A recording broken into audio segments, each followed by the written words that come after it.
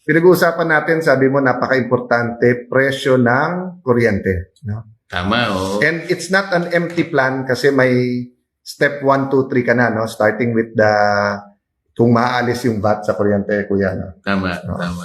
Yung 12% pa. Okay. So, na-file naman niya yan. Wala po kami sa bangko. This is a restaurant na dating bangko. Kasi kayo ko lang napansin na sa likod mo, safe, kuya. Kaya sabi ko sa iyo, safe ka dito, di ba? Kasi nasa likod mo, dating safe. No? But yung po, nag-uusap po kami kasi right now, hindi right now, before June 30, ako po ang acting chairman sa ilan mga hiniring ng Blue Ribbon Committee. Hindi ko naman alam nung filing na si Kuya ay magiging senador or tatakbong senador kasi nga sa CA, hindi pa magulo nun.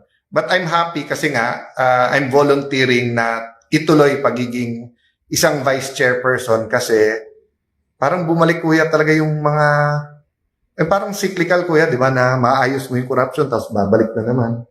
Oo nga, yan ang nakaka-disappoint.